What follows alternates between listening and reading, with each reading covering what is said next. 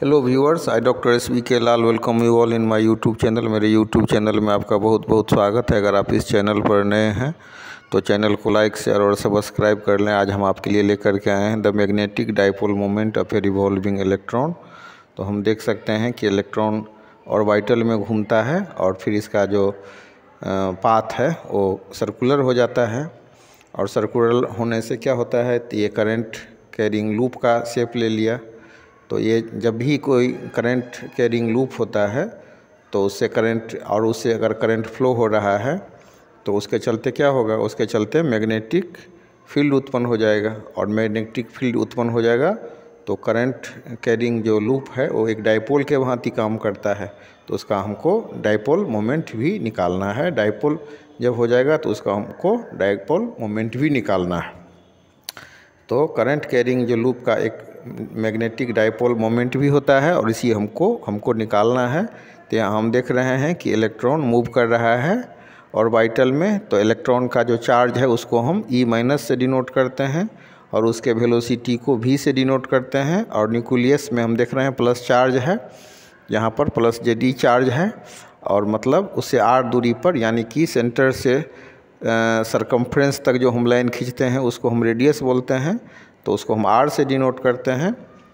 और जो magnetic dipole moment होता है उसको हम n से डिनोट करते हैं। तो फार्मूला हमारा बनेगा m बराबर NIA। अब यहाँ पर m for magnetic dipole moment, n मतलब number of turns in the loop, I for current, A मतलब एरिया ऑफ द लूप। तो हम ऐसे इसको समझेंगे कि इन board model A negatively charge particle revolves around a positively charge nucleus. The electron which charge is -1.6 into 10 to the power -19 coulomb performs uniform circular motion around a stationary heavy nucleus of charge plus Ze। अब ये जो है सो क्या करेगा तो I current constitute करेगा, और current बराबर क्या होगा तो E/T, और E हो गया चार्ज ऑफ इलेक्ट्रॉन, T मतलब टाइम पीरियड ऑफ रिवॉल्यूशन। तो let R be the orbital radius of the electron. हम देख रहे हैं न्यूक्लियस से R दूरी पर हम इलेक्ट्रॉन लिए हैं, तो ये R क्या हो गया तो ऑर्बिटल रेडियस ऑफ इलेक्ट्रॉन हो गया। रेडियस क्या होता है तो सेंटर से सरकमफ्रेंस तक जो हम लाइन खींचते हैं उसी को हम रेडियस बोलते हैं। तो यहाँ पर R क्या हो गया, R be the orbital radius of the electron and V is the orbital speed. तो T बराबर हो जाएगा हमारा 2πr/V। तो I बराबर क्या हो जाएगा तो I बराबर E/V, और E/T, और E का तो इस हिसाब से T मतलब टाइम मतलब क्या होता है दूरी बटे समय। तो दूरी कितना होगा, एक चक्कर में 2πr दूरी तय करेगा। तो ये हो जाएगा हमारा टाइम बराबर हो गया 2πr/V। तो करंट को हम लिख सकते हैं I बराबर E/T बराबर हो जाएगा EV/2πr। और मैग्नेटिक मोमेंट M बराबर हो गया NIA। There will be a magnetic moment directed, और मतलब magnetic moment is indicated by μL associated with this circulating current। तो ये जो हमारा हो गया मैग्नेटिक मोमेंट, इसको हम डिनोट करते हैं μL से, और μL बराबर क्या हो जाएगा I × πr²। ये बराबर हो जाएगा EVr/2। अब इसके बाद the direction of this magnetic moment is into the plane of paper where we assume that the electron is moving anti-clockwise। और इलेक्ट्रॉन अगर एंटी क्लॉकवाइज मूव कर रहा है तो करंट का डायरेक्शन किधर होगा तो लीडिंग ए क्लॉकवाइज करंट।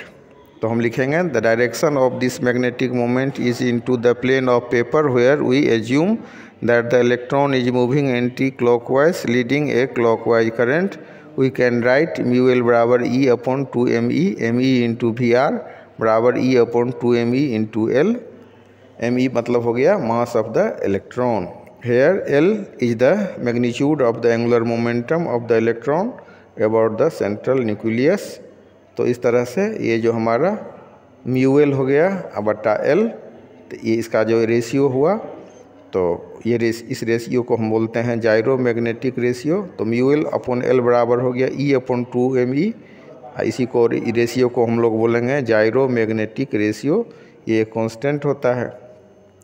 अब म्यू एल बटा एल जो रेशियो हो गया जायरो मैग्नेटिक रेशियो, तो इसका वैल्यू कितना होता है? इसका वैल्यू होता है 8.8 गुने 10⁻10 कूलम पर किलोग्राम। किसी इलेक्ट्रॉन के लिए ये जो इसका वैल्यू हो जाएगा 8.8 गुने 10⁻10 कूलम पर किलोग्राम। तो हम लोगों ने सीखा कि ये जो जायरो मैग्नेटिक रेशियो जिसको हम यू एल अपॉन एल बराबर ई अपॉन 2m लिखते हैं, तो इसका वैल्यू कितना होता है? तो 8.8 गुने 10⁻10 coulomb per kilogram.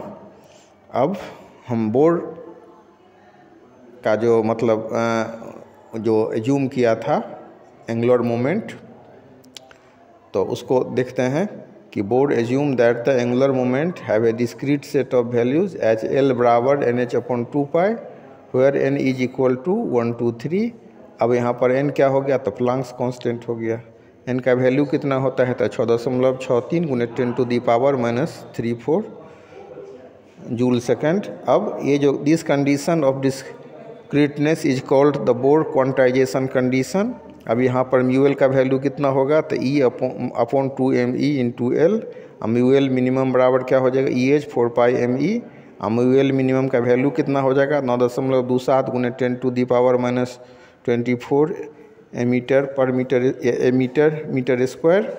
This value is called Bohr's magnetron. तो ये म्यू एल का वैल्यू जो 9.27 गुने 10⁻24 m² होता है, तो इसी वैल्यू को हम बोलते हैं बोर्स मैग्नेट्रॉन। तो इस तरह से हम जो रिवॉल्विंग इलेक्ट्रॉन है उसका हम मैग्नेटिक डाइपोल निकालते हैं, और इसमें जो फार्मूला होता है उसको समझते हैं। m बराबर NIA। m मतलब मैग्नेटिक डाइपोल मोमेंट, n मतलब number of turns in the loop, a मतलब I मतलब करंट, I4 हो गया, I इंडिकेट करेगा करंट को, A करेगा एरिया ऑफ द लूप को, और फिर इस तरह से I बराबर E बटे T हुआ, और T का वैल्यू हो गया 2πr बटे V। तो इसको हम पुट कर देंगे, इस तरह से हमारा निकलेगा I बराबर EV अपॉन 2πr। इसके बाद फिर हम म्यू एल को निकालेंगे। म्यू एल क्या है? तो म्यू एल है हमारा मैग्नेटिक मोमेंट। तो म्यू एल बराबर I इंटू πr² बराबर EV r अपॉन 2। फिर हम म्यू एल का वैल्यू निकालेंगे। म्यू एल बराबर हो जाएगा 2E upon 2me into L. इसके बाद जो मैग्नेट्रॉन ये हमारा है रेशियो हो गया जायरो मैग्नेटिक रेशियो, तो उसका वैल्यू निकालेंगे। म्यू एल अपॉन एल बराबर E अपॉन 2।